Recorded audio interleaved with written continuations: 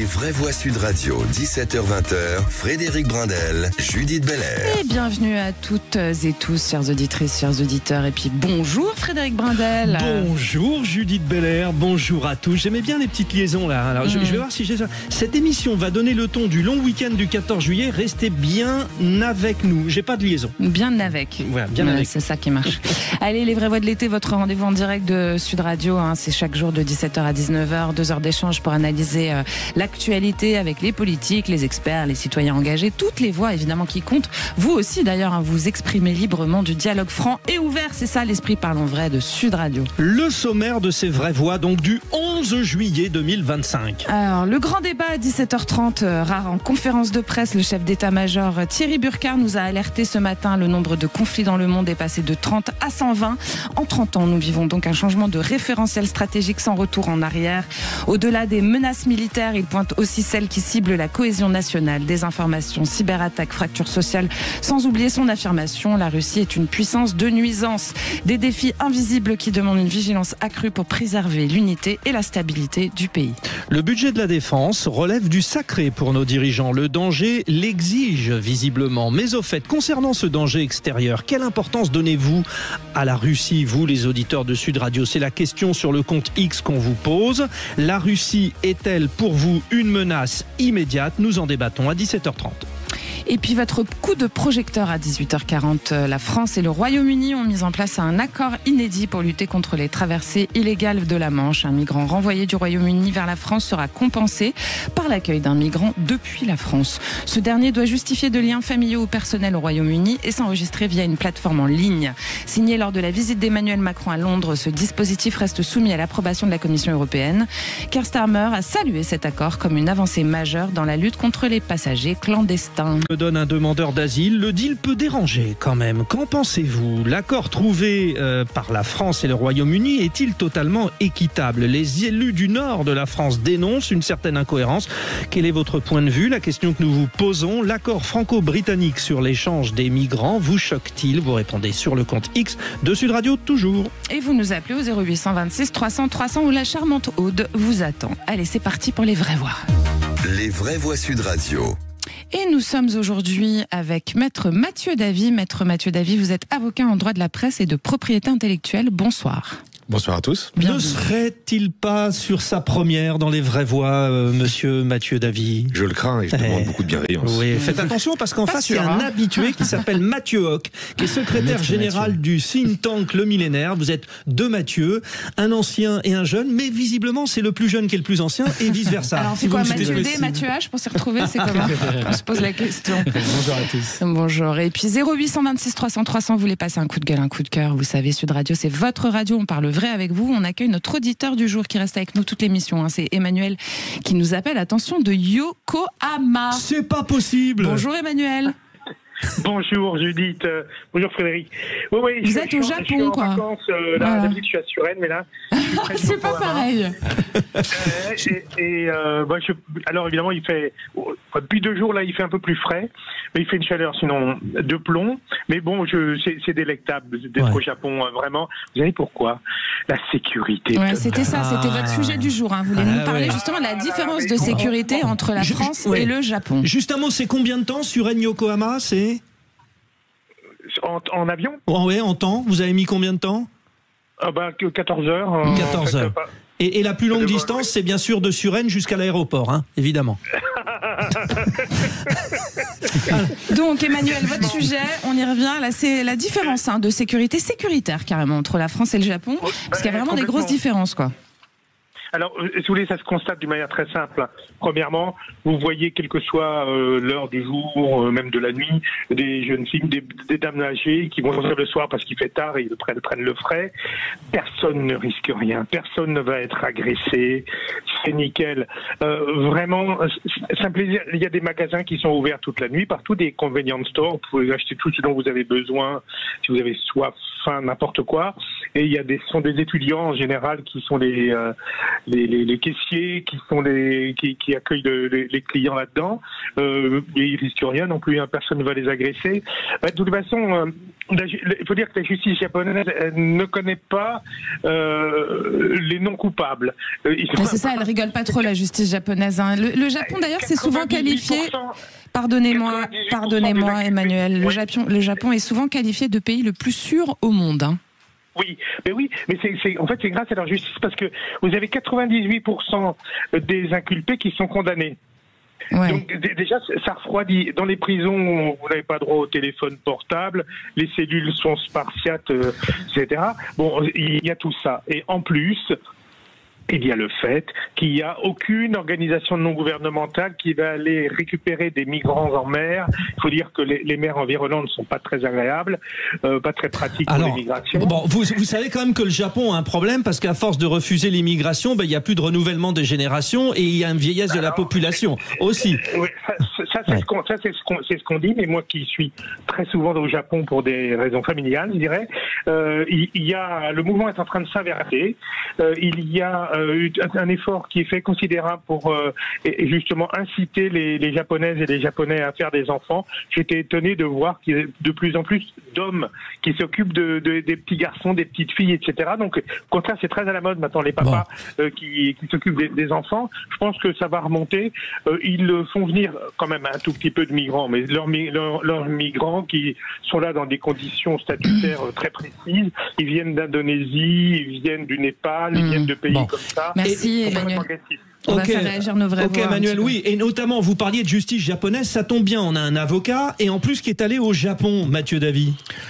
Bien sûr, alors c'est tout le paradoxe du Japon où vous pouvez sortir à Tokyo jusqu'à 6h du matin dans des établissements incroyables, vous avez la fête partout. Moi je l'ai fait, il y a des karaokés en live, c'est à peu près fabuleux. Comme dans Lost in Translation. Alors que Paris s'éteint à 23h et qu'effectivement à 6h du matin vous avez des jeunes femmes en jupe, entre copines, des bandes, et j'ai pas vu le moindre incident pendant à peu près une semaine de nuit parce que j'ai pas mal vécu la nuit là-bas. Voilà, j'ai noté que vous faisiez la fête. Voilà. Naturellement, et c'était assez exceptionnel. De l'autre, je sais pas si j'envie vraiment le système carcéral japonais.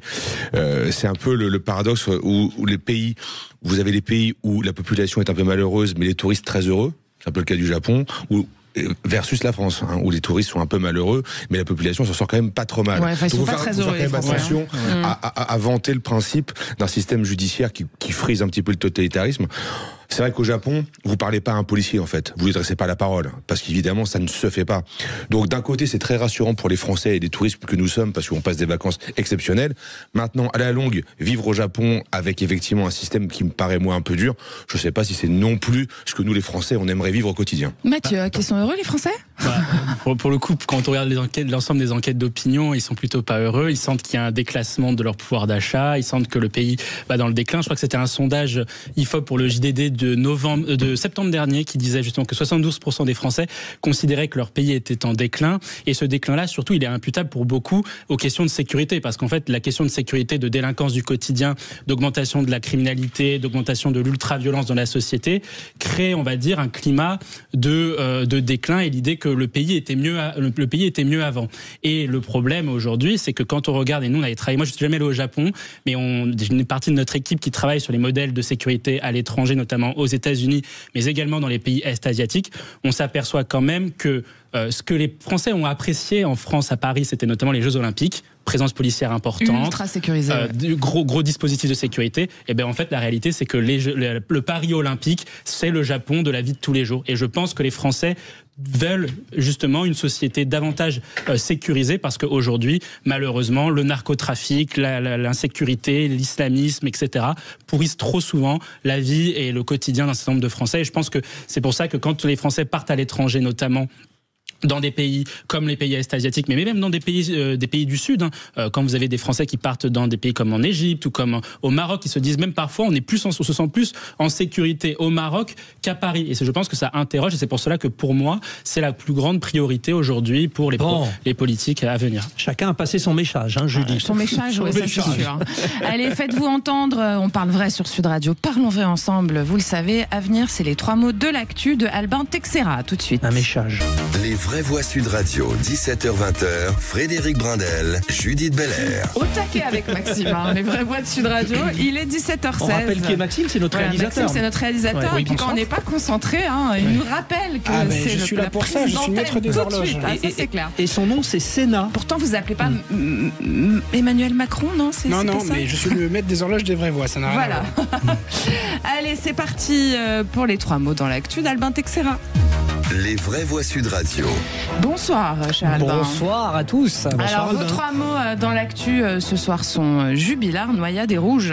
L'ex-compagne de Cédric Jubilard affirme qu'il lui a avoué le meurtre de Delphine Jubilard, mimant la scène. Un possible rebondissement 4 ans après les faits. Dans l'actu également, Santé publique France alerte. Plus de 100 personnes sont mortes noyées depuis le 1er juin. Un chiffre en forte augmentation par rapport à 2024 en raison des fortes chaleurs.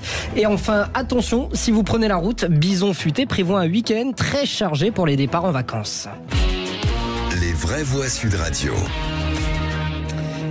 L'affaire Jubilard revient au premier plan avec de nouvelles déclarations troublantes à l'approche du procès. Cédric Jubilard, principal suspect dans la disparition de sa femme Delphine en 2020, sera jugé à partir du 22 septembre. Depuis sa mise en détention, plusieurs personnes affirment qu'il leur aurait avoué le meurtre sans que cela ne permette de retrouver le corps. Dernière en date, une ex-compagne, elle raconte hier aux 20h de France 2 que Cédric Jubilard lui aurait confié au parloir avoir étranglé Delphine sur le canapé, mimant même la scène. Il m'a avoué avoir tué sa femme. Il m'a dit l'avoir étranglée chez eux, sur le canapé. Selon elle, il aurait même repéré l'endroit où déposer le corps. Et qu'il avait repéré cet endroit-là un mois avant, en passant devant cet endroit pour aller sur un chantier. Qu'il avait brûlé la doudoune blanche de Delphine ainsi que ses chaussures à lui dont il s'était servi pour cette nuit-là. Un témoignage du journal télévisé fort, mais d'autres témoignages comme ceux d'un ancien codétenu ou d'une précédente petite amie évoquent aussi des aveux. On évoque une boîte dans la terre, un lieu en pente ou encore une ferme brûlée, mais tous ces récits manquent de preuves concrètes. La défense parle d'un homme qui se plaît à brouiller les pistes et à entretenir la confusion. La justice devra donc trancher, aveu sincère ou mise en scène. Un procès très attendu donc à la rentrée, 4 ans après la disparition de Delphine Jubilard. Oui. L'impression d'un feuilleton depuis 4 ans. Alors Mathieu Davy, je rappelle, vous êtes avocat en droit de la presse et de la propriété intellectuelle. Ce traitement médiatique qu'en font certaines chaînes de télévision, certaines radios, ça broie un petit peu les travaux, les avancées, les enquêtes ou pas? On est mal à l'aise ou pas finalement? Faut pas mélanger le commentaire d'une affaire qui est d'ordre public, si je puis dire, et qui est naturellement traitée par les médias, d'une instruction criminelle en cours. Là, faut être vraiment très précautionneux avec ce type de documents audio qu'on reçoit. Il faut les laisser à la justice, il faut confronter les personnes. Par expérience, on a déjà vu des espèces de faux aveux dans des dossiers qui étaient des manipulations grotesques, qui étaient aussi parfois des chantages ou autres. Donc très clairement, faut pas qu'on se prononce sur ce genre de choses. D'abord, on n'a pas le droit de le faire. Je rappelle qu'il y a une enquête, une instruction en cours qui est couverte par le secret et qui est à la main de la justice pénale. Et il faut laisser travailler les juges sereinement, confronter ces propos. Les avocats se sont exprimés, donc je parlerai pas à leur place parce que par confraternité, c'est aux avocats des parties de s'exprimer. Mais surtout par rapport aux observateurs médiatiques, faut qu'on soit très prudent et qu'on ne prenne absolument pas pour argent comptant ce qui vient d'être dit, parce qu'on peut nous-mêmes être manipulés par ces déclarations. Alors, on entend ce que dit Mathieu Davy, Mathieu Hoc, mais pour le coup, si on ne traite pas ce genre d'infos quand elles arrivent dans les médias, j'ai envie de dire qu'on passe à côté de quelque chose aussi, et que c'est important de donner l'information telle qu'on la reçoit, sans forcément d'ailleurs l'orienter. Oui, bien sûr. En fait, il y a 2 sujets dans ce type d'affaires. C'est un, est-ce qu'on parle de faits divers ou est-ce qu'on parle de faits de société? On a vu des médias se mettre sur des thématiques, notamment les thématiques de sécurité, en dénonçant la question de risques autour de bandes rivales, le narcotrafic, l'augmentation des homicides, etc. Ce qui me paraît être des faits de société dans la mesure où ce sont des faits qui sont récurrents, qui sont d'ailleurs similaires dans certains autres pays également. On le voit dans les pays anglo-saxons, on le voit dans les autres pays européens, etc. Donc ça qui illustre, on va dire, la nécessité pour des médias, je pense, de mettre le doigt sur des problématiques de société. Ensuite, après, il y a les sujets, les faits divers. Là, en l'occurrence, pour moi, il s'agit plutôt d'un fait divers et j'ai toujours un peu de mal, et je me mets à la place plutôt d'un Français. On a envie d'avoir l'information parce que ce sont des faits qui passionnent d'une certaine façon le public, l'audimat notamment. Mais d'un autre côté, il faut laisser le temps aux policiers, aux enquêteurs et à la justice de faire son travail. Et là, je suis toujours assez mal à l'aise. Est-ce que ça concerne ? C'est ça. Bien sûr. Je suis malheureux. Et puis on voit par exemple l'affaire Xavier Dupont de Ligonnès, etc. Enfin, on a un certain nombre d'affaires qui sont non résolues actuellement et qui, malgré tout, font quand même beaucoup d'audience. Donc pour un média, je pense que c'est assez compliqué de ne pas non plus parler de ça, ce qui quand même intéresse les gens. Allez Albin, votre deuxième mot dans l'actu, c'est noyade. Les chiffres dévoilés aujourd'hui par Santé publique France sont préoccupants après cette récente vague de chaleur. Oui, depuis le 1er juin, 429 cas ont été recensés, dont 109 mortels, une hausse de 95% en un an. Les enfants sont le plus touchés, plus 150% de noyades chez les moins de 12 ans. Chez les 13-17 ans, une noyade sur deux a été fatale. La majorité des drames se sont produits dans des rivières ou lacs souvent non surveillés. L'occasion pour Émeric Hung, épidémiologiste à Santé publique France, de rappeler les gestes à adopter chez nos confrères de BFM TV. Il faut appliquer des conseils de prévention, somme toute, assez simples. Alors, chez les tout-petits, il n'y a rien qui va remplacer une surveillance rapprochée de l'enfant par un adulte. Pour les adolescents et les adultes, il y a deux choses qui doivent rentrer en compte. Il faut d'abord bien évaluer son état de forme. Et l'autre chose très importante à prendre en compte, c'est aussi les conditions environnementales de la baignade. Vous l'aurez compris, ces accidents sont généralement évitables. La prévention est essentielle à tout âge. Les autorités le rappellent. Apprendre à nager, c'est une priorité de santé publique. Pour info, 1 personne sur 6 en France ne sait pas nager. Un chiffre inquiétant aussi, si je peux me permettre. Exactement. Allez, votre 3 mots dans l'actu. Le 3e mot, c'est rouge, parce que c'est la couleur qui domine ce week-end sur les routes françaises. Et c'est dans le studio de Sud Radio. Il fait très chaud aussi. Pourtant, bison futé voir. Et oui, c'est le retour du bison. Ouais, exactement. C'est qui c'est le chanteur ? Je ne sais absolument pas. Comment ça Ah non. Bah alors. C'est un petit groupe rock and roll. Voilà. C'est en tout cas une petite musique. Je vais piéger le monsieur ? Bien sûr. Parce qu'en fait, c'est notre jeu avec Judith.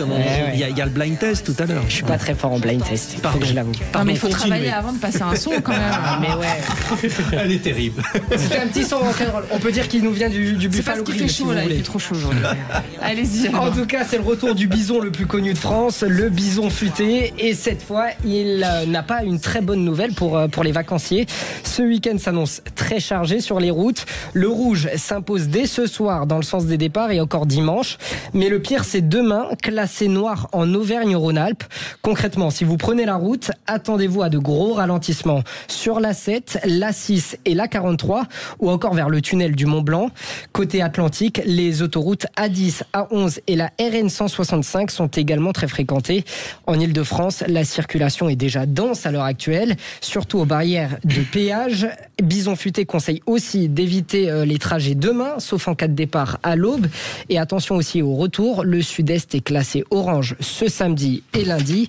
Vous l'aurez compris, la prudence est donc de mise pour tous ceux qui prennent la route en famille durant ce week-end du 14 juillet. Et Mathieu Davy qui part en week-end en Bretagne, mais pas en voiture. Ah non, le train bien sûr. Ouais. Du moment que vous prenez pas l'avion, parce qu'on sait jamais avec les contrôleurs aériens. Non, je rentre chez moi en Bretagne me rafraîchir et j'attends mes réfugiés climatiques parisiens passer le week-end avec moi. Oui, parce que la Bretagne, j'ai remarqué qu'au bord de la Manche, c'est toujours 23 degrés quand il fait 45 degrés dans le reste du pays quand même. C'est vraiment les irréductibles gaulois sont par là. Alors la Manche, c'est plutôt la Normandie. Pardon, maintenant, chez nous, c'est... J'ai pas voulu reprendre Judith, par solidarité. Pardon, je suis fatiguée aujourd'hui, décidément. Non, je visualisais la Normandie en me disant. Atlantique et vous avez raison, on a un climatisateur géant. Mais vous, c'est le Morbihan en plus, c'est bien ça. sûr. Voilà. Mathieu, vous partez ou pas? J'ai la chance de partir avec mes parents en Corse. Oh, c'est première fois en Corse. D'accord, mais vous revenez quand? Sur l'île Et je de reviens Beauté. autour du 15 août. Il dit ça parce qu'il voudrait que vous reveniez dans l'émission. Ah ouais, donc faut être bon déjà sur cette émission pour être invité. Vous savez, vous venez chaque année, enfin, vous n'allez pas négocier. Un petit mot quand même. Paul Vinel me souffle la réponse. Je vous ai laissé le temps. C'est Bruno Romary qui a fait cette magnifique musique rock'n'roll. Voilà. Mais quand même, il faut quand même avoir une pensée pour tous les Français qui ne partent pas en vacances. Ils sont près de 30%. Moi, pendant 10 ans dans ma vie, j'ai pas pu partir en vacances avec mes parents et je pense aux gens qui voient tout ça, bison futé, etc., qui eux ne peuvent pas partir très très loin de chez eux. On pense à eux, effectivement. Et juste, on a parlé de Paul Vinel qui nous aide tous les jours à préparer l'émission et on en profite pour saluer. Un gros big up, comme on dirait. Ses débuts dans le métier. Et ça se passe bien jusqu'à ce que on verra. Jeune journaliste d'excellence, on adore. Allez, le chef d'état-major, ça c'est dans un instant notre grand débat. Le chef d'état-major Thierry Burkhardt a alerté sur la multiplication des conflits passant de 30 à 120 en 30 ans, marquant un changement stratégique sans retour en arrière. Selon lui, la Russie agit comme une puissance de nuisance majeure, déstabilisant la scène internationale. Il a également pointé les menaces internes comme la désinformation et les cyberattaques. Puis il a parlé de la Russie aussi. Le danger est partout, c'est bien connu, mais en ce moment, il est oppressant et l'État français alerte sur la Russie, agresseur de l'Ukraine, rappelons-le. Aussi, nous vous posons la question sur le compte X de Sud Radio. La Russie est-elle pour vous une menace immédiate? Allez-y, je donne le résultat de la consultation dans un instant, Judith. Oui, et puis vous pouvez aussi nous appeler, vous le savez, au 0826 300 300 si vous avez un truc à dire. Alors pour en parler, on est avec Bruno Tertrais. Bruno Tertrais, vous êtes directeur adjoint de la Fondation pour la recherche stratégique, la FRS. Bonsoir, bienvenue. Bonsoir. Bonsoir. Alors, une petite question rapide comme ça, réponse courte. La Russie est-elle une puissance de nuisance, comme le dit notre chef d'état-major des armées ce matin sur la scène internationale? Oui, c'est une puissance de nuisance pour ses voisins, pour l'Europe, pour l'Afrique à cause du pillage des ressources et puis aussi à l'ONU parce qu'elle met son veto en permanence. Donc oui, c'est beaucoup plus une puissance de nuisance que de construction. Merci Bruno Tertrais, vous restez avec nous et vous aussi chers auditeurs. Alors je l'aime celle-là, donc je vous la ressors aujourd'hui sur Sud Radio. Priorité la aux petite faits, phrase, pas aux effets, parlons vrai. C'est bien, c'est bien ça. Voilà. Ouais. Les vraies voix Sud Radio, 17h-20h, Frédéric Brindel, Judith Belair. Vous êtes bien sur Sud Radio et nous on est bien avec vous. On vous rappelle nos vraies voix du jour. Oui, alors les deux Mathieu, ça s'est joué à un cheveu. Ça vous éclate. Ah oui, vraiment. Mathieu Davy, avocat en droit de la presse et de la propriété intellectuelle, et puis Mathieu Hawk, le secrétaire général du think tank Le Millénaire. Eh ben c'est parti pour le grand débat du jour. Les vraies voix Sud Radio, le grand débat du jour. Peu habitué aux conférences de presse, le chef d'état-major des armées, Thierry Burkhardt, a lancé un avertissement ce matin. Selon lui, le nombre de conflits à travers le monde est passé de 30 à 120 en 30 ans, témoignant d'un changement profond de référentiel stratégique sans retour possible. Au-delà des menaces militaires traditionnelles, il a également mis en garde contre les dangers qui fragilisent la cohésion nationale, désinformation, cyberattaques et tensions sociales, affirmant que la Russie est une puissance de nuisance selon ses propres mots. Face à ces menaces souvent invisibles, une vigilance renforcée s'impose pour préserver l'unité et la stabilité du pays. Emmanuel Macron prendra la parole le 14 juillet pour rappeler la priorité que représente le budget de la défense. François Bayrou nous prépare à des coupes budgétaires, exception faite de nos dépenses militaires, a-t-il dit. Le chef d'état-major des armées pointe le danger russe. Les consultations pour vous sur le compte X de Sud Radio, je vous le rappelle, chers auditeurs, c'est cette question. La Russie est-elle pour vous une menace immédiate? Eh bien, vous dites non à 94%. Continuez de voter si vous n'êtes pas d'accord ou si vous êtes d'accord avec cela. On peut peut-être, Judith, écouter. Ouais, on a un petit son justement. Extrait, le chef d'état-major des armées, Thierry Burkhardt. Fort de ses atouts, le Kremlin, je vous l'ai dit, a fait de la France une de ses cibles prioritaires avec en fait des choses qui bien évidemment se caractérisent un peu dans tous les domaines, bien évidemment sous forme de guerre hybride, multimilieu, multichamp, ça veut dire un peu partout on est confronté, un peu physiquement, mais c'est vrai aussi dans l'espace, dans le cyber, dans les fonds marins, je vais un peu vous décrire ça. Voilà, c'était le chef d'état-major des armées lors de sa conférence de presse ce matin depuis le ministère des Armées. Tout à fait. Alors, on va commencer par des petites réactions. N'oubliez pas qu'on est avec Bruno Tertrais, notre invité du jour, qui est directeur adjoint de la Fondation pour la recherche stratégique. Rebonsoir Bruno. Rebonsoir. Alors, je vais vous reposer la question pour que vous la développiez un petit peu plus. On va préciser en quoi cette Russie, dont on entend beaucoup parler en ce moment évidemment, est une menace immédiate pour nos démocraties. Alors, je pense que lorsque vos auditeurs répondent à la question, ils pensent à la Russie, menace militaire immédiate pour la France. Et dans ce cas, c'est évident, ce n'est pas une menace militaire immédiate pour la France. En revanche, d'ingérence, par contre. Ouais. Si c'est, pardon, oui. Alors, si vous me demandez si c'est si elle a un pouvoir de nuisance considérable aujourd'hui, très clairement, oui, et on le voit presque tous les jours en France. En fait, il y a d'abord les voisins. Alors eux, ils sont effectivement à risque. Hein. Si vous êtes en Estonie ou en Pologne, je peux vous dire qu'il est normal de considérer que la Russie comme une menace militaire, pas forcément immédiate, mais en tout cas potentielle. Donc c'est une menace pour l'Europe, c'est une menace pour l'Europe entière, pas seulement pour la France. Il n'est évidemment pas question d'imaginer les chars russes arriver à Paris comme on l'imaginait à l'époque de la guerre froide. Mais c'est une menace permanente parce qu'il y a les attaques cyber, il y a les sabotage, il y a les opérations de désinformation, et je peux vous dire qu'elles sont quasi quotidiennes. Il y a ce que font des agents russes ou payés par la Russie dans les rues de Paris, littéralement. Vous vous souvenez des affaires de Croix gammée ou d'Étoile de David, vous vous souvenez des fausses rumeurs sur des cercueils, enfin, c'est littéralement permanent. Il y en a des exemples presque tous les jours. Et puis enfin, c'est aussi quand même un problème pour une grande partie du monde.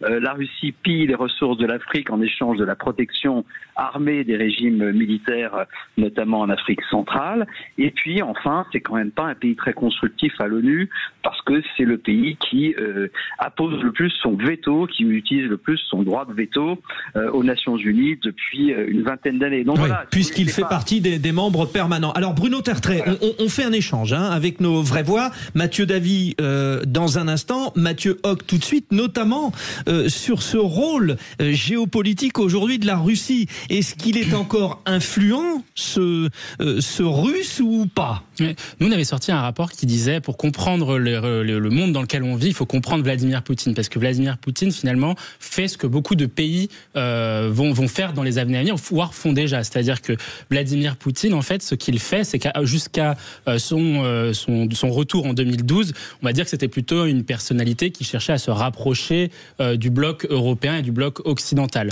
Il y a une rupture en 2008 avec la question géorgienne, et puis après, il y a effectivement la rupture en 2012 avec notamment la guerre en Syrie, où c'est la première fois qu'un pays non occidental dit non aux États-Unis. On se souvient par rapport à la fameuse ligne rouge face à Bachar el-Assad.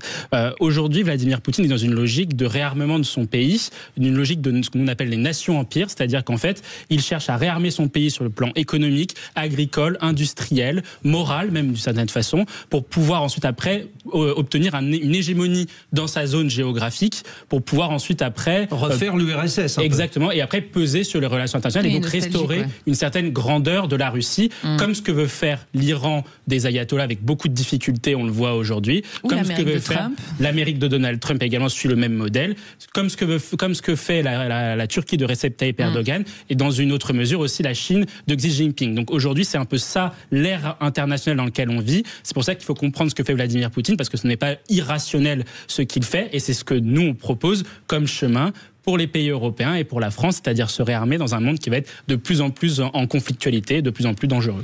Mathieu Davy, Thierry Burkhardt, il nous a dit quand même ce matin aussi que le Kremlin, il a fait de la France une de ses cibles prioritaires à cause tout simplement de sa détermination dans le soutien à l'Ukraine. On est vraiment devenu le centre de la cible parce qu'on soutient en fait un de nos pays voisins, quoi. Mais en fait, il suffit d'écouter Vladimir Poutine et ses ministres pour comprendre le danger qui est porté contre nous et contre l'OTAN. Il suffit de les lire, de les écouter. Ils le disent. C'est une déclaration de guerre à l'OTAN, dans l'idée qu'on arrête de s'associer aux pays de l'ex-URSS. Dès lors que l'Ukraine tend la main à l'OTAN, ou la Géorgie il y a quelques années, c'est une sanction immédiate pour nous, c'est-à-dire qu'on est un barrage, un frein à cette occidentalisation de ces pays libres et qui souhaitent, eux, s'émanciper. Donc, la menace, elle est portée directement. Alors là, bien sûr, dès lors que nous apportons de soutien à l'Ukraine, on est visé. Vous savez, l'Ukraine, faut se rendre compte que cette guerre, elle nous protège, paradoxalement. Tant qu'il y a cette guerre en Ukraine, les forces russes terrestres sont mobilisées, et d'ailleurs avec une destruction terrible, grâce à l'armée ukrainienne, à sa valeur et à sa tactique. L'armée russe s'essouffle. Et évidemment grâce à l'apport qu'on y fait. Et tant qu'on peut, nous, aider l'Ukraine, déjà on évite de mobiliser nos troupes, mais choisissez ce que vous préférez. Est-ce qu'on envoie nos gars à la frontière ou est-ce qu'on continue d'aider l'Ukraine? Et tant que l'Ukraine bloque les forces militaires, on tient. Si demain la Russie bat l'Ukraine, sachant qu'elle n'a pas mobilisé son armée aérienne et maritime, qui elle est intacte et prête, ils peuvent tout à fait venir sur le terrain européen, et ils l'annoncent. Les chefs d'état-major anglais annonce, selon lui, une attaque vers 2030. C'est demain. Bruno Tertrais, je rappelle, vous êtes directeur adjoint de la Fondation pour la recherche stratégique. Qu'est-ce que ça vaut en termes de puissance militaire aujourd'hui, la Russie ? Alors, il y a deux manières de voir la puissance militaire de la Russie. Une manière consiste à dire, mais finalement, son budget militaire est tout petit au regard de la somme des budgets des pays de l'OTAN. Et puis, il faut voir tout simplement la manière dont la Russie peut, avec un budget beaucoup moins important, faire mal aux pays européens, à l'Ukraine évidemment d'abord, mais ensuite à nous-mêmes par toutes ces attaques, ces sabotages, ces désinformations, ces attaques cyber. En fait, quand le chef d'état-major des armées britanniques parle de 2030, attention, il ne dit pas il y aura une attaque russe contre l'Europe en 2030, ça n'aurait aucun sens. Il dit, et il n'a pas complètement tort à mon sens, que la capacité de faire mal à un pays européen sans l'envahir ou le détruire complètement de la part de la Russie existera dans quelques années, parce que la Russie s'est transformée en machine de guerre tout simplement. Et faire mal à l'Europe, ça voudrait dire par exemple faire une attaque limitée, une incursion de faible ampleur sur un pays européen, ce qui désorganiserait complètement les réactions européennes. Donc ça serait malheureusement pas un mauvais coup de la part de Vladimir Poutine. Donc voilà, il faut relativiser un peu les choses, mais c'est un pays qui, tant qu'il sera gouverné par le régime qui est actuellement en place au Kremlin, sera un problème stratégique majeur pour l'Europe. Et j'ajoute que c'est pas simplement pour nous une histoire de budget militaire. Juste un tout petit mot, on a parlé de réarmement moral. Je suis pas en désaccord avec ce qui a été dit tout à l'heure, mais alors Poutine qui fait le réarmement moral de son pays, moi ça me fait doucement rigoler. Le taux de suicide, le taux d'avortement, le taux d'alcoolisme, ou de gens qui tombent par hasard d'un immeuble.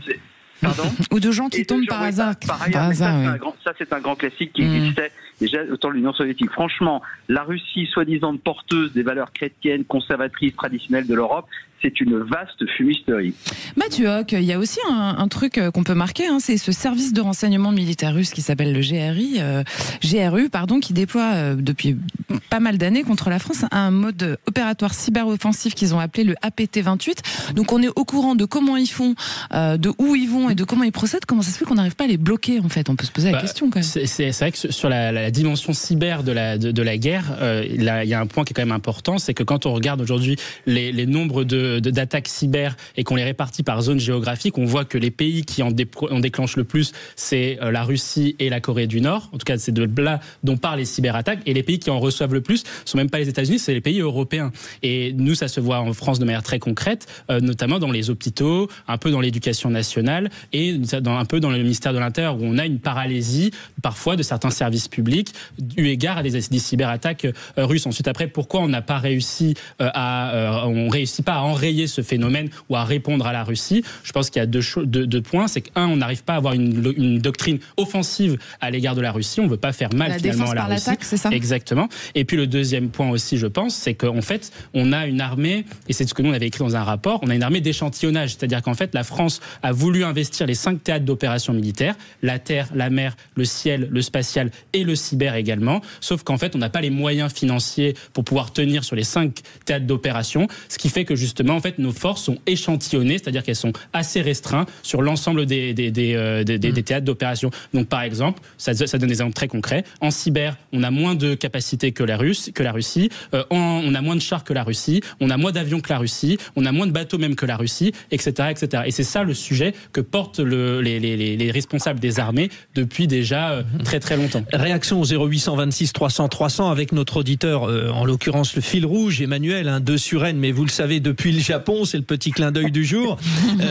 Comment vous percevez, vous, cette question qu'on a posée? Alors, inquiétude perceptible ou pas de la part de la Russie, vous le vivez comment, vous, Emmanuel, ça? Écoutez, mon point de vue serait que, en fait, c'est plutôt que alors oui, c'est complètement une fumisterie de dire que la Russie se réarme moralement, la Russie qui porterait des valeurs chrétiennes, etc. Tout ça est une vaste fumisterie. Je suis d'accord avec votre participant, là, il a complètement raison, de mon point de vue. Et deuxièmement, en ce qui concerne l'état actuel de la Russie sur le plan militaire, ils ont quand même perdu beaucoup de monde dans cette guerre contre l'Ukraine. Moi, je suis convaincu que ça affaiblit quand même beaucoup l'armée. Ils ont cramé énormément de matériel terrestre. Je les vois pas du tout demain être en mesure de lancer une opération militaire d'envergure contre un pays européen. On a commencé par la Pologne, par exemple, qui serait la première concernée. La Pologne, depuis 2022, s'est considérablement armée. Ils sont prêts à se battre, ils sont très bien équipés. Faut se souvenir qu'en 1920, Pilsudski a flanqué une volée mémorable à l'armée rouge de Trotsky et les a renvoyés à Moscou. Je crois pas du tout en une. Je crois que Poutine fait beaucoup de bruit, fait beaucoup de vent, tout ça, parce qu'il essaye d'obtenir une sortie de guerre qui soit pas trop minable. C'est intéressant ce que vous dites, Emmanuel, parce que ça va dans le sens de la consultation qu'on a lancée auprès des auditeurs de Sud Radio sur le compte X, qui disent finalement non, c'est pas non plus une hyper menace. Voilà. Enfin, c'est quand même la deuxième puissance militaire au monde, la Russie, Mathieu Davy. Puis, et si vous me permettez, pardonnez-moi, Emmanuel, merci. La Russie, c'est aussi un modèle d'armée complet. Et puis ils avancent masqués, c'est-à-dire que eux, ils ont bien développé. Par exemple, on se souvient aussi. Alors, il y a des petites choses qui apparaissent comme ça de temps en temps. Il y a le 28 juin 2025 un sous-marin russe, par exemple, qui avait été aperçu en Bretagne. Voilà, pas loin de chez vous d'ailleurs. Bien sûr.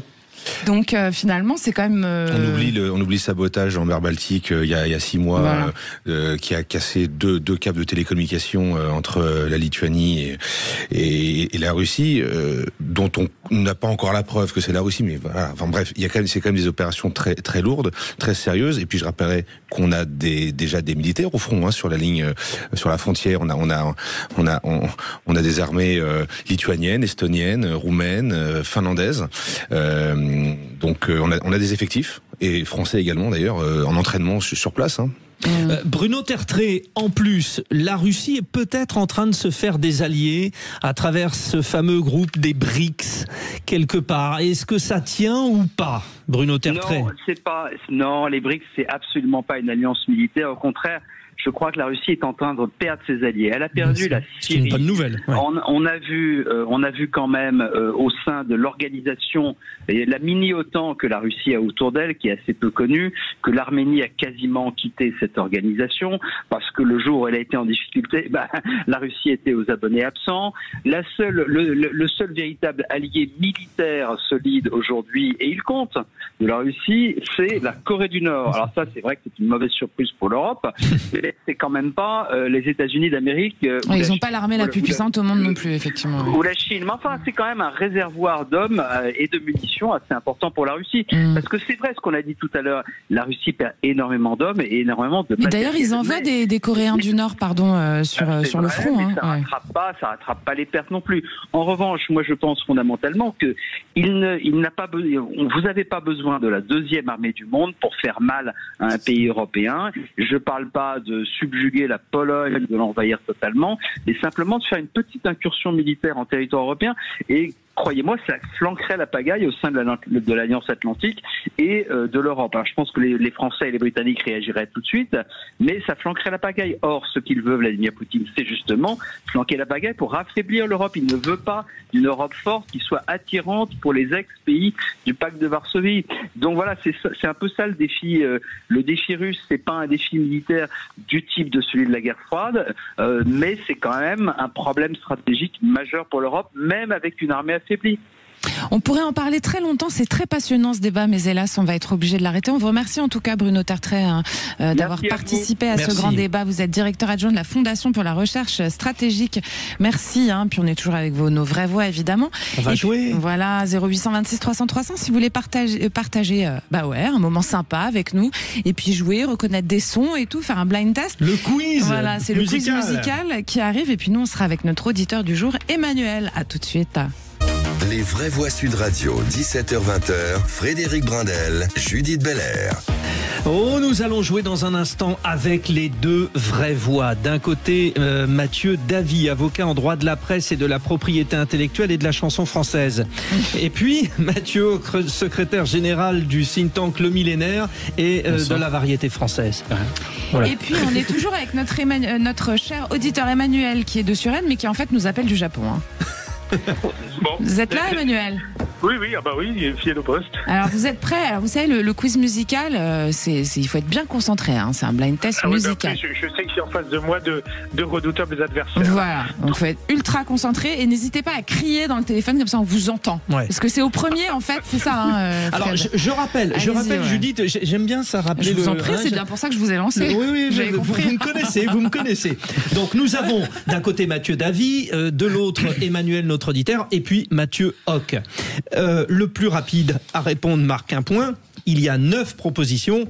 Et le thème aussi, pardon. Et alors, le thème, c'est la parole. Parlons, vrai. Oui. Voilà. La parole. Et comme je vous l'ai dit tout à l'heure, on est sur de la chanson française. Oui, c'est votre playlist. Oui, aujourd'hui. Voilà. Chacun ses goûts. Et voilà. Alors, on devine l'interprète.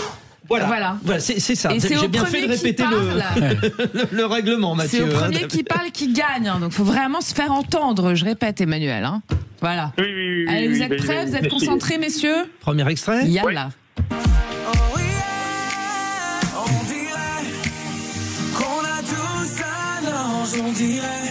Alors ? C'est la génération de Mathieu Hoc, ça. Bah oui, c'est la génération. Si c'est Matt Pokora, non, je sais pas. Matt Pokora, non. Emmanuel, vous l'avez ou pas ? Non, là, je vois pas qui c'est, non. Oh, bah, c'est pas vrai. Amir. Oui, Amir. Il a failli se faire annuler il y a pas longtemps, là, en plus. Ah, oui. Sur la ligne. C'est un bel hommage. Merci, Frédéric Brandel. Ah, ouais. Sur la ligne, Mathieu Hoc, 1-0-0. Allez, extrait 2. C'est plus dur. Ah oui, ça, moi, j'aurais pas trouvé. Non, c'est... Ah oui, mais je connais par cœur. Ah oui, Emmanuel. Ah, c'est pas vrai. Je l'ai pas. Oh, mais ah oui, on donne le prénom pour aider, Julie ? Le prénom, c'est Jean. Juan. Non, c'est Jean, pardon. Jean. Vous l'avez pas ? Bah, il faut être quand même très. C'est pointu, hein. Je connais la chanson par cœur, mais le nom du chanteur. C'est pointu, hein. Jean Schultes. Voilà, moi, j'aurais jamais trouvé. Arrêtez de faire bip derrière, Maxime, le réalisateur, là. Les auditeurs doivent se dire, mais qu'est-ce qu'on est nul. Alors, peut-être. Moi, franchement, j'aurais pas trouvé. Moi, je l'avais. Alors, le troisième, c'est encore plus dur. C'est vos goûts musicaux. Non, mais. Non, c'est. Numéro 3. Avant de nous dire. La voici. Nicoletta ? Non, c'est pas Nicoletta. Emmanuel, c'est qui ? Avant de dire. Mathieu Hoc, vous êtes un peu jeune, hein. C'est le féminin du prénom de tout à l'heure. Non, mais c'est le féminin du prénom de tout à l'heure. Le premier, non. Jen. Non. Pas loin, mais c'est pas ça. Allez, Jen Manson. Mais non, mais c'est un... Oui, je sais, mais on peut pas vous le donner. Bon, allez, d'accord. Pourquoi vous voulez pas lui donner le point, enfin ? Parce que je l'aime pas, Mathieu Davy. Bon, il fait chaud dans le studio. Allez, quatrième extrait. C'est parti, quatrième. On n'a pas les mêmes goûts, hein. Les Forbans. Oui, les Forbans, Mathieu Davy qui mène. Ça, j'aurais pu le retrouver, ça. Les Forbans, bien sûr. Ah ouais, vous l'aviez, mais il a été rapide, là, Mathieu Davy. Attention. Grand fan des Forbans. Attention, très simple maintenant. Il va falloir répondre rapidement. Mathieu, vous hurlez dès que vous l'avez. C'est parti. J'en ai marre de cette nana-là. De cette nana. Si, putain. Mieux avant, câliné par maman tout le temps. Emmanuel. C'est Bruel. Oui, c'est Bruel. Ça, j'ai hésité. Je voulais pas dire de bêtises. Jean Benguigui. Maurice Benguigui. Bon, ça fait 4-0. Mathieu Davy, s'il gagne celui-là, a gagné le jeu. Et là, on va jusqu'au bout quand même. Oui, on va. Alors, voilà. qui chante ça ? Je me souviens, maman qui nous a élevés. Ah, bah ça, vous connaissez. Vous êtes obligé. Ah oui. C'est votre génération, Mathieu. Rim Abdel Malik. Allez, c'est pour lui. C'est 1-0 pour. Enfin, un pas. 1-0. Un point pour. C'est pas le foot, là. Mathieu. Et oui, c'est vrai, c'est un peu foot. Manuel, va falloir se réveiller, Emmanuel, hein ? Ah ouais, ben là, je suis complètement à côté, là, ouais. Allez, numéro 7. Mets-toi tout nu, si C'est Zazie. C'est Zazie. Il est trop fort ce Mathieu Davy. Mathieu Davy pour sa première est en train de faire une razzia. On gagne mon amour. Allez, on se fait un kiff quand même. Qui est moyen ce soir. Number 8. Faire une chanson. Oh là, Mathieu Davy, arrêtez, c'en est trop. Les dés sont pipés. Pourquoi éclaboussez-vous ce jeu de votre talent? Pourquoi? Allez, Emmanuel, je suis sûr que vous l'avez celle-ci. Écoutez. C'est le forestier. Oh là là. Il avait pas laissé 2 secondes. On dirait Maxime Sénat quand il fait des blind tests. À ne jamais faire d'ailleurs. Emmanuel, je regrette que vous finissiez. Moi aussi, je regrette beaucoup. Que vous finissiez avec 0 point, mais cet appel du Japon nous a tellement fait plaisir. Rien que pour ça, merci. Merci beaucoup Emmanuel. Merci beaucoup de m'avoir accueilli. Merci à vous. 0826 300 300 si vous voulez faire comme Emmanuel et jouer au blind test avec nous, n'est-ce pas? Il y a Aude qui vous attend au standard et puis dans un instant, c'est les infos qui arrivent. Et fort Mathieu Davy. Ouais, il est fort. Les vraies voix Sud Radio, 17h-20h, Frédéric Brindel, Judith Belair. Eh bien, merci d'être avec nous, chers auditeurs de Sud Radio, avec cette chaleur. Vous êtes peut-être dans la clim, dans la voiture. Et patience, parce que ça roule beaucoup sur les routes. Pour vous accompagner, de vraies voix, Mathieu Davy, avocat en droit de la presse et de la propriété intellectuelle. Et puis, Mathieu Hoc, secrétaire général du think tank Le Millénaire. Et puis, qu'est-ce qu'on fait à 18h07 précise? On est à l'heure. Waouh! Qu'est-ce qu'on fait? On joue. Voilà, allez c'est parti, c'est le moment pour vous de jouer sur Sud Radio. Vous nous appelez au 0826 300. J'aime bien être à l'heure, je suis un peu obsessionnelle. Donc vous nous appelez, je répète, au 0826 300 300 si vous voulez jouer avec nous sur Sud Radio pour gagner un pack Lexon avec des objets design et connectés. Il y a des bubble lamps, les fameuses que Frédéric aime tant. Elles sont rechargeables d'ailleurs et puis elles vous suivent partout cette bubble lamp. Et puis il y a des radios Tico, des enceintes Bluetooth minotées compactes, parfaites les deux d'ailleurs pour écouter Sud Radio. Puis il y a le MacBank aussi, c'est une batterie sans fil externe conçue pour allier performance et élégance. Allez, quel numéro gagnant? Mathieu Hoc, tiens. C'est le combienième appel qui gagne? Le 6e. Et voilà, numéro 6, précipitez-vous sur vos téléphones au 0826 300 300 pour jouer et pour gagner. Et puis, puisqu'on en est là, on file au répondeur. Ça fait un moment que j'alerte les élus sur la fermeture des petits commerces. Les commerces sont rachetés par l'argent de la drogue, les barbershops, les kebabs, les pizzerias, et que une certaine communauté se finance entre eux l'achat des commerces. Et puis les jeunes qui achètent tout par Internet, moi je taxerais, alors là ça ferait un puits d'argent, taxer un peu plus ces livraisons avec ces gens qui sont esclaves à livrer les colis et avec cette débauche de carton et de plastique. Alors, notre auditrice Claire qui nous appelait de Paris. Oui. Donc, vous pouvez laisser peut-être juste rappeler, Judith, pardon. Ce que j'allais dire, que hier on en a parlé avec Joseph Touvenel, c'est ça que vous voulez dire? Non, c'était pas ça. Ah bon, allez-y, Frédéric Brindel. Mais les deux étaient à dire. Voilà. Ouais. Juste rappeler évidemment que tous les barbershops et tous les kebabs ne sont pas financés par l'argent de la drogue. Voilà. Oui, juste bien ça. sûr, vous avez raison, un peu de nuance, ça fait du bien aussi. Mais à la base, Claire de Paris, elle réagissait sur la chronique de notre vraie voix d'hier, Joseph Touvenel, qui nous parlait de la mort des petits commerces à côté de l'hégémonie en fait des grandes surfaces, et effectivement de la vente sur Internet qui a complètement changé la donne. Il nous donnait par exemple à Paris l'exemple de la rue de Rennes où il y a 25 magasins fermés en fait et il n'y a rien qui se renouvelle, donc c'est un peu la mort des cœurs de ville et aussi évidemment de la ruralité, Mathieu Davy. Bien sûr, moi qui vis en Bretagne et notamment dans un village, il y a une énorme centre commercial, je cite pas la marque, mais c'est une très connue en Bretagne et très présente, qui rassemble poissonnerie, boucher, etc. Et du coup, dans le centre du village, on n'a plus rien. Donc c'est terrible parce que c'est la mort de certains villages et puis de toute la relation qu'on a. C'est ça, le café du coin aussi. Le café du coin, d'avoir le boucher, le boulanger, etc. Donc je trouve ça terrible. Et puis en plus, ça harmonise complètement les villages. Je sais pas si vous voyez, donc tout se passe à l'extérieur du village. Ces espèces de centres commerciaux qui se ressemblent tous, que vous soyez dans le sud, en Normandie ou dans l'est, et au détriment des villages qui s'éteignent. Oui, c'est assez triste. Mathieu Hoc. Oui, on voit un double phénomène, à la fois dans les grandes villes et dans les petites, les villes rurales, les petites villes.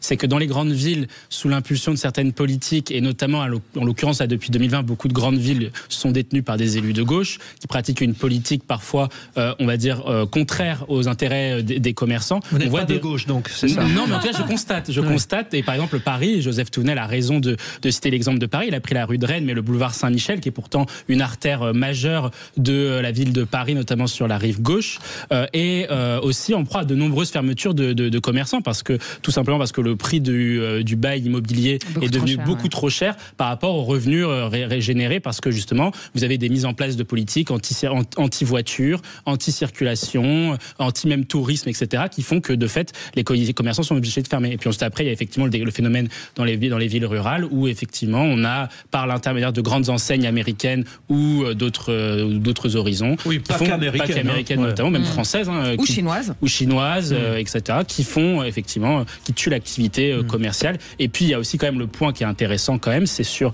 dans certaines banlieues et notamment dans les centres-villes, on voit effectivement kebab, coiffeurs, etc., qui pour certains d'entre eux pratiquent du blanchiment d'argent. Et on sait, et ça a été porté lors de le débat sur la loi narcotrafic, qu'une grande partie de l'argent du narcotrafic est réinvesti dans l'économie normale, et dans ce type par de le biais de ce type de trucs, comme les casinos avaient été à l'époque pour les mafias. Mais c'est une partie, effectivement. Des lieux de blanchiment. Je vais aller me faire raser, pardon. Ça dépend ce que vous voulez faire. Bon, allez, Sud Radio, c'est votre radio, vous le savez, le micro, vous le prenez, vous nous appelez au 0826 300 300 si vous avez envie de partager avec nous. Et d'ailleurs, restez avec nous dans un instant, c'est l'info en plus d'Albin Texera. Les vraies voix Sud Radio, 17h-20h, Frédéric Brindel, Judith Belair. 18h15 sur Sud Radio, c'est l'heure de l'info en plus. Les vraies voix Sud Radio. Votre info en plus, Albin Texera. Aujourd'hui, on évoque Benjamin Netanyahou qui se dit prêt à négocier un cessez-le-feu permanent à Gaza, mais évidemment à ses conditions. Oui, après près de 2 ans de guerre, le Premier ministre israélien propose une trêve de 60 jours pendant laquelle les otages encore détenus à Gaza pourraient être libérés progressivement. Il espère qu'un accord de fin de conflit pourrait être négocié durant cette période, à condition que le Hamas soit démilitarisé et cesse de gouverner Gaza. Mais pendant ce temps, les combats continuent. Alors qu'en est-il réellement ? Pour en parler, notre invité ce soir, c'est Sébastien Boussois, chercheur spécialiste du Moyen-Orient, directeur de l'Institut géopolitique européen. Bonsoir à vous. Bonsoir et bienvenue. Alors, cette proposition de Benjamin Netanyahou, qu'en est-il? Est-ce que c'est un cessez-le-feu? Cette proposition, elle est crédible? Est-ce qu'on peut vraiment avoir une fin de conflit très rapidement? Bon, écoutez, je suis sceptique comme à peu près tous les gens qui sont spécialistes du Moyen-Orient et qui attendent la fin de ce conflit depuis des mois et des mois. Là, on parle bien d'une proposition quasiment unilatérale de Benjamin Netanyahou, alors que tous les éléments depuis 2 ans sont sur la table, qu'on les connaît à peu près tous, qu'on sait ce que Netanyahou est prêt à concéder, c'est-à-dire pas grand-chose, et ce que le Hamas serait prêt à faire comme compromis, c'est-à-dire pas grand-chose. Donc on est en fait depuis des mois et des mois dans une forme d'impasse où chacun joue sa survie. Et à mon avis, c'est l'élément clé et déterminant qui rend la chose quasi impossible. Parler d'un cessez-le-feu à long terme de 60 jours pour ensuite s'inscrire dans une sorte de fameux processus de paix, puisque c'est les grandes expressions qui ont été longtemps à la mode dans la région, je suis assez sceptique parce que on a déjà un paradoxe tout à fait singulier qui est la coalition de Benjamin Netanyahou ne tient que par le rejet du compromis. Il est impossible pour le gouvernement de Netanyahou de tenir s'il fait la moindre concession en faveur de Hamas et des Palestiniens de manière générale, puisque ces 2 ministres turbulents, pour ne pas dire autre chose, Itamar Ben-Gvir et Bezalel Smotrich, quitteraient la coalition et provoqueraient l'effondrement du gouvernement de Netanyahou. Et du côté du Hamas, la Hamas a très bien compris qu'après avoir instrumentalisé les Palestiniens, après avoir fait, avec le 7 octobre des Palestiniens, la cible directe de ce qui s'est passé, puisqu'on savait très bien que Netanyahou s'y prendrait avec si peu de diplomatie et d'élégance, le Hamas joue sa survie. Et donc, à partir du moment où dans l'accord, il y a la libération totale des otages, le Hamas sait qu'ils seront tous éliminés les uns après les autres. Donc en fait, on veut discuter, on veut négocier avec une partie dont on projette depuis le début de la guerre, ce qui est, cela dit, tout à fait légitime, la fin. Netanyahou veut la fin totale du Hamas. Or, c'est avec le Hamas qu'on doit négocier pour les otages. Le préliminaire de toute négociation pour la suite. Donc, c'est vraiment compliqué. C'est le serpent qui se mord la queue un petit peu, effectivement. Alban. Mais le Hamas, est-ce qu'il est prêt à négocier, c'est-à-dire des armements Faut pas oublier que c'est des terroristes, le Hamas, quand même. Est-ce qu'il est prêt à négociation avec des terroristes, excusez-moi de le dire, mais est-ce qu'ils sont ouverts à la négociation?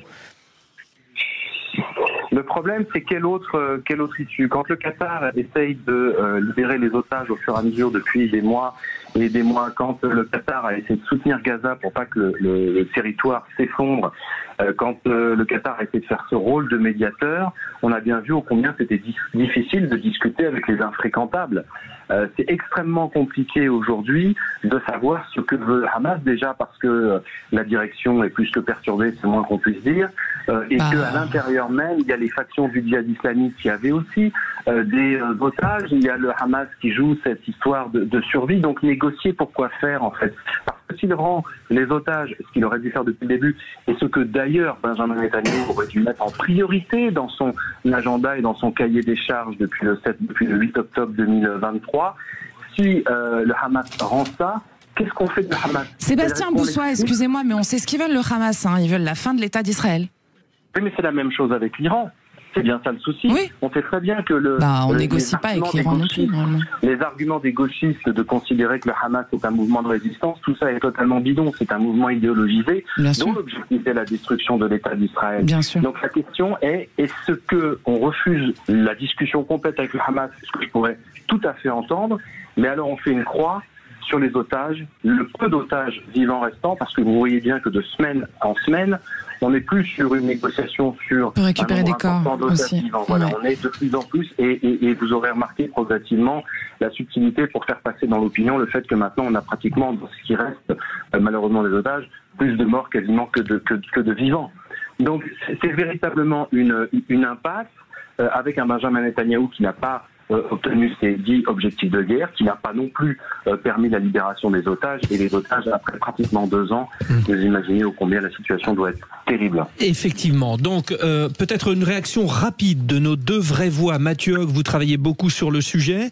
Est-ce que Donald Trump, qui a essayé et qui est peut-être sur le point de débloquer aussi une situation, puisque on l'a vu, il a discuté, et là, il y a des signes. Vous l'associez à l'action de Donald Trump ou pas, ça? La différence, c'est vrai qu'il y a une difficulté, c'est qu'il n'y a pas d'alignement précis réellement d'intérêt entre Netanyahou, donc Israël, et les États-Unis de Donald Trump. En revanche, ce que l'on peut dire quand même sur ce sujet, c'est que Donald Trump, c'est la seule personne, les États-Unis sont les seuls quasiment à avoir des moyens de pression sur quasiment toutes les parties prenantes. D'accord. Parce que c'est, à l'exception peut-être de l'Iran, puisqu'il n'y a pas de lien entre les États-Unis et l'Iran, mais depuis que l'Iran est complètement à nu, depuis donc il y a une dizaine de jours, notamment, l'Iran est un acteur qui est moins crédible. Mais la difficulté, donc, c'est aujourd'hui, pour Donald Trump, c'est pour ça que moi, je pense, de toutes les options de paix qui existent possibles, celle de Trump est pour moi la plus réaliste, c'est-à-dire de faire de Gaza, ce qu'il avait dit, ça avait fait sourire un petit peu la French Riviera d'une certaine façon, parce qu'en fait, en réalité, c'est le seul qui peut imposer à Netanyahou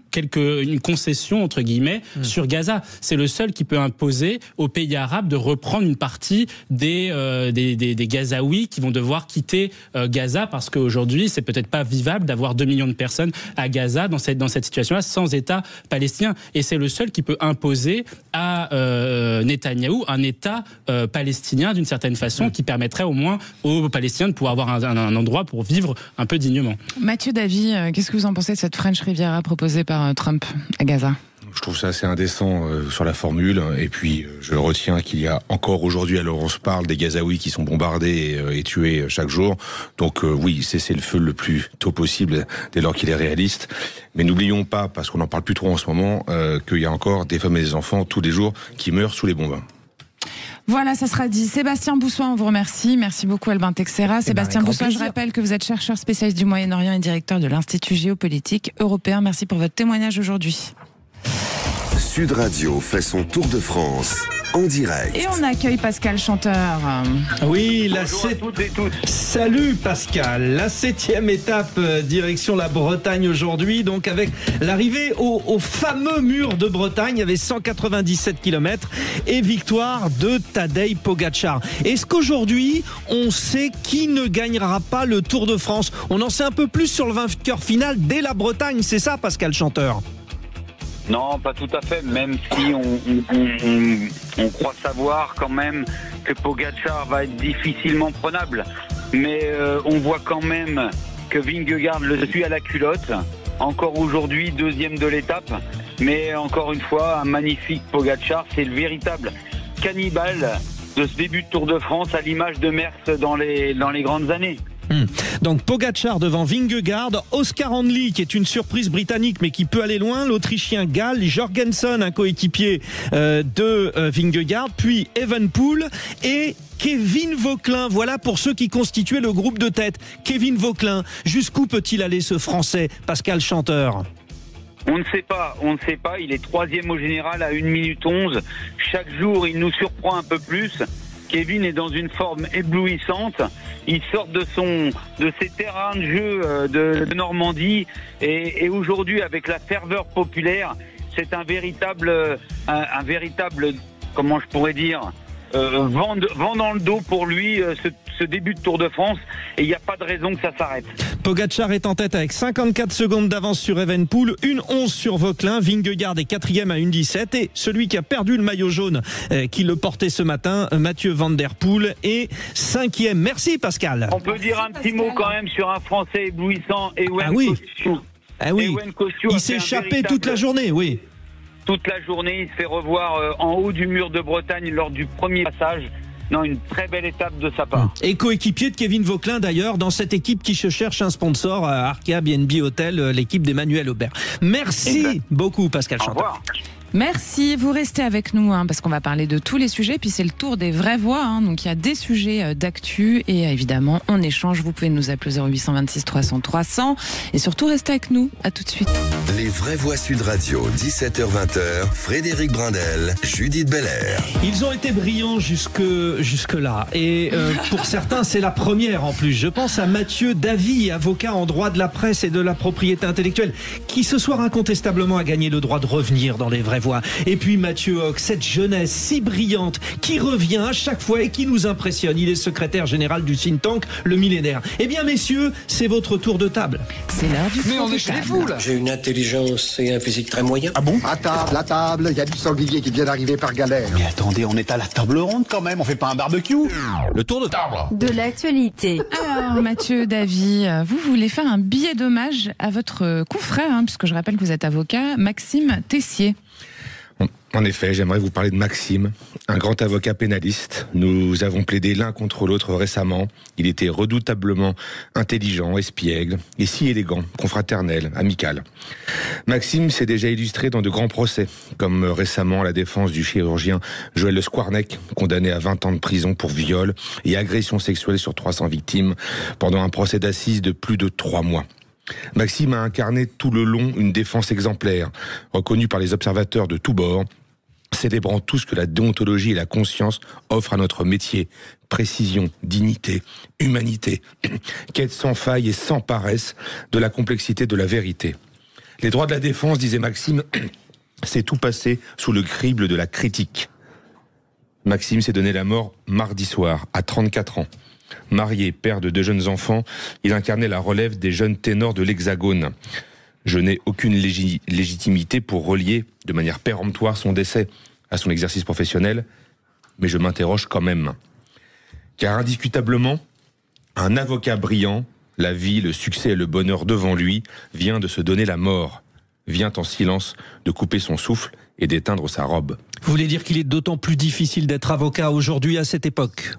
Je m'interroge, car les professions de justice deviennent de plus en plus exposées, sinueuses, maltraitées, par cette justice médiatique, expéditive, qui n'hésite plus à assimiler les avocats à leurs clients, à remettre en cause le droit à la défense, la liberté de choix des dossiers, et donc confronter ni plus ni moins l'état de droit tel que nous le construisons depuis 250 ans. Ensuite, par cette justice de l'opinion, qui gargarisée n'hésite plus à faire pression à coups de menaces et raids numériques sur les réseaux sociaux. Je ne sais pas de quoi la mort de mon confrère Maxime Tessier est le nom. Elle m'a plongé dans une infinie tristesse, mais aussi une indicible peur. Comment construire sereinement notre avenir, à nous les gens de justice, magistrats, avocats, auxiliaires, personnel pénitentiaire, jurés, dans ce climat? Qui nous protège? Combien de temps allons-nous encore subir ces atteintes à nos libertés, à nos droits fondamentaux, à cette justice indépendante, rendue, je le répète, au nom du peuple français, par le peuple et pour le peuple, censée non pas nous diviser, mais nous protéger? L'avocat Maxime n'a rien fait de mal autre que de participer à cette justice avec lucidité, conviction et brio. Maître Tessier s'en est allé et avec lui une part de nos idéaux d'humanité. Merci beaucoup Mathieu Davy. Alors vous, votre sujet Mathieu Hoc, c'est l'année blanche, hein, c'est ça proposé par notre cher Premier ministre, c'est-à-dire un gel total des prestations sociales notamment, mais aussi évidemment des dépenses publiques. Enfin pas total, partiel des prestations sociales. Et exactement, en fait le sujet aujourd'hui est le suivant, et il faut que bien les téléspectateurs, les auditeurs puissent s'en rendre compte. Quand on dit François Bayrou prépare le budget le plus austéritaire de l'histoire de la Ve République. Austéritaire, ça marche? Ouais. On ment un peu aux gens. Oui, l'austéritaire, oui. Tout à fait, ça marche. Il vous taquine, faut pas trop l'écouter. On ment un peu aux gens. Pour chacun, je pense que ce sera plus concret. En fait, c'est comme si on demandait 40 milliards d'économies pour l'État, c'est comme si on demandait à quelqu'un qui dépense 1600 € d'économiser 40 € sur une année. C'est ça, en fait, ce que doit faire l'État aujourd'hui. Et je pense que de plus en plus, quand on voit les derniers sondages, notamment, il y a eu un dernier sondage qui disait que 71% des Français ne veulent plus d'impôts, ne veulent pas d'augmentation d'impôts parce qu'ils considèrent qu'ils payent déjà trop d'impôts, qu'aujourd'hui, un Français sur deux ne paye pas l'impôt sur le revenu. Donc, il y a beaucoup de gens qui échappent à l'impôt et qui ne bénéficient pas des dépenses publiques. Les gens se disent maintenant la chose suivante, ce ne sont plus aux Français de se serrer la ceinture, mais c'est à l'État de se serrer la ceinture. Et donc, ce que l'on demande au gouvernement aujourd'hui, c'est de pas de faire une année blanche, c'est d'enfin baisser les dépenses publiques pour baisser la pression fiscale et les prélèvements obligatoires dans le pays qui n'ont jamais été aussi importants. Depuis qu'Emmanuel Macron est au pouvoir, les prélèvements obligatoires sont à plus de 48%. Jamais on n'a atteint un tel record.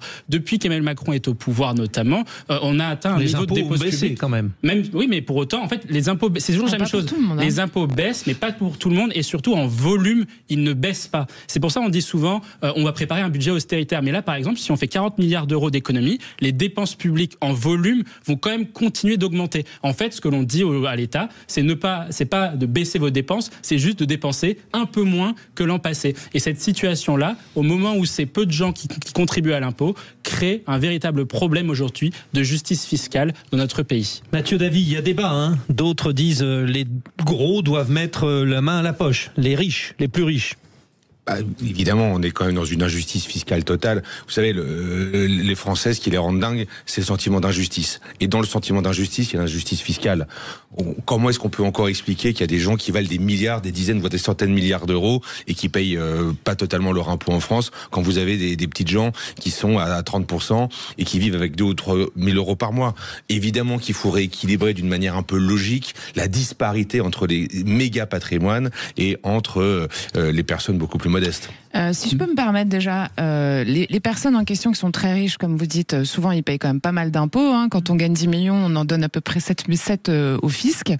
Donc ils sont quand même ultra taxés. Et si jamais on continue à les taxer, ces gens-là, ils vont finir par partir. Et c'est quand même eux qui créent des richesses sur notre pays. Qu'est-ce que vous en pensez, Mathieu? Non, la plupart des études démontrent que les gens ne partent pas du tout, que les ultra riches français ont tout à fait compris qu'il faut rester en France pour toutes les bonnes raisons qui font qu'on est heureux et qu'on vit bien en France. Ouais. Et qu'en fait, il y a très peu de personnes qui partent. Et je repose la question, est-ce qu'une vie humaine vaut 100 milliards d'euros? Voilà.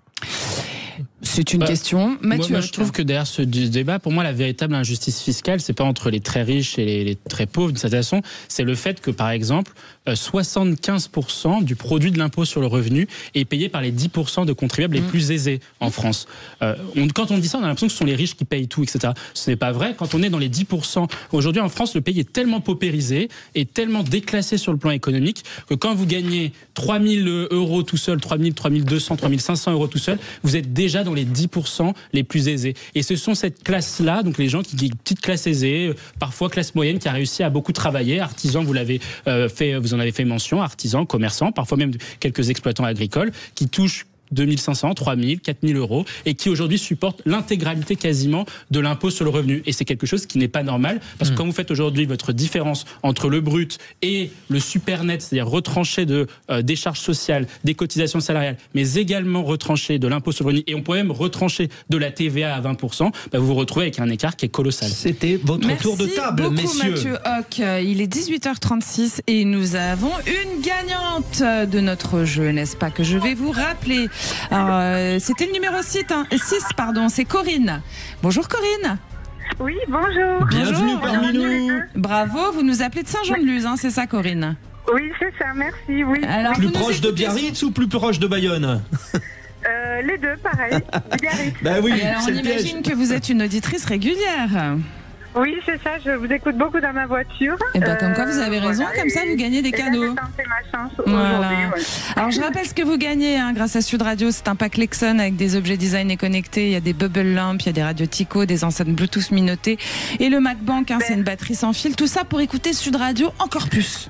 Ah oui, merci. Je suis très merci à vous Corinne d'avoir joué avec nous et puis prenez soin de vous. Vous avez entendu, vous aviez le numéro 6, ça porte bonheur, jouez-le au loto, le 6. Merci. Allez, dans un instant, votre coup de projecteur. La France et le Royaume-Uni ont conclu un accord inédit pour encadrer les traversées illégales de la Manche. Un migrant expulsé du Royaume-Uni sera remplacé par un migrant accueilli depuis la France sous condition de liens familiaux ou personnels au Royaume-Uni. Ce dispositif signé lors de la visite d'Emmanuel Macron à Londres doit encore être validé par la Commission européenne. Pour bien comprendre, le texte repose sur le principe de 1 pour 1. D'un côté, la France accepte que soit renvoyé sur son territoire un certain nombre de migrants arrivés au Royaume-Uni illégalement. De l'autre, Londres accepte d'accueillir le même nombre de migrants se trouvant en France et qui veulent s'installer au Royaume-Uni.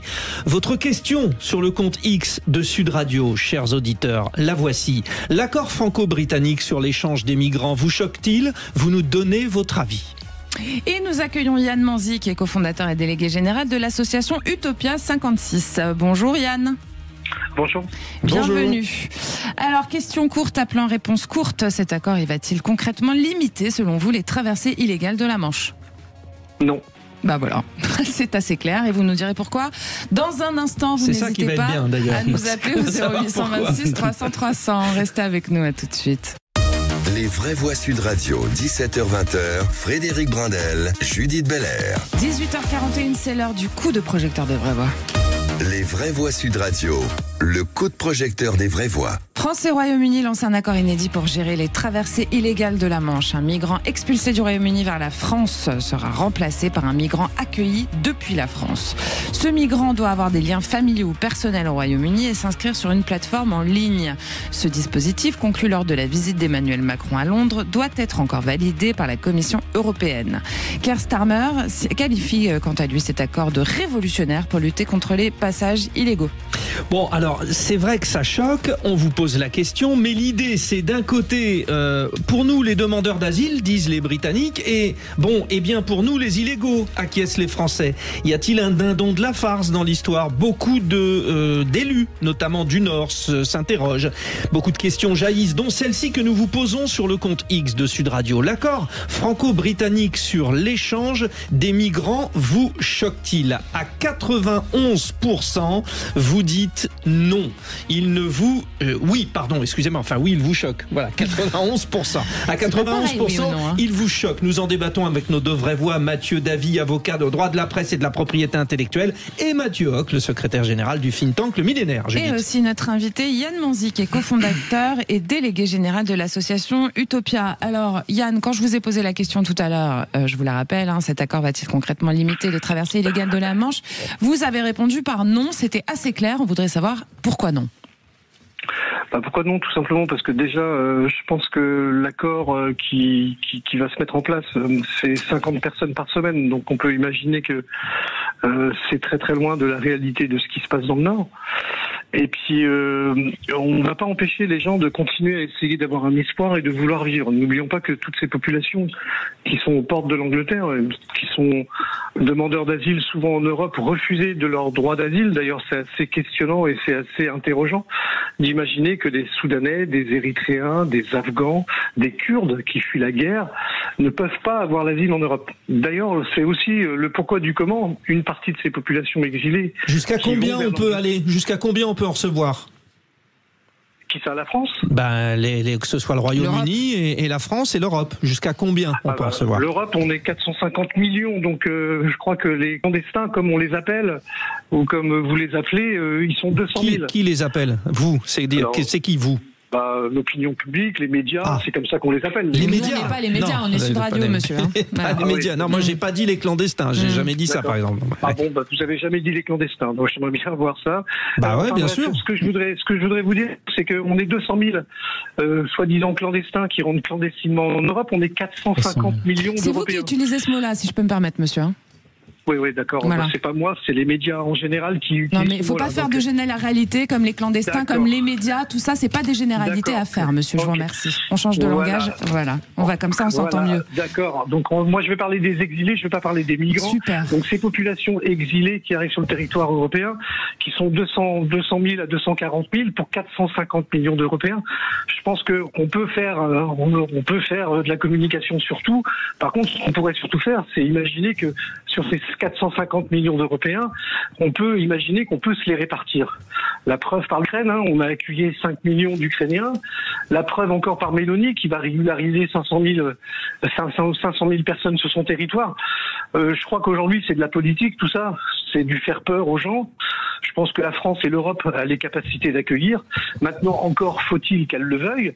Et n'oublions pas non plus une chose, c'est qu'une partie de ces populations exilées qui sont sur le territoire français et européen, ce qu'on appelle les sans-papiers ou les sans-droits, c'est aussi eux qui travaillent aujourd'hui au blague, qui payent nos impôts, qui payent la TVA et qui renflouent nos caisses. Donc, en fait, ces populations exilées qu'on continue à accueillir sur le continent européen, même si on n'en veut pas, on s'en sert beaucoup.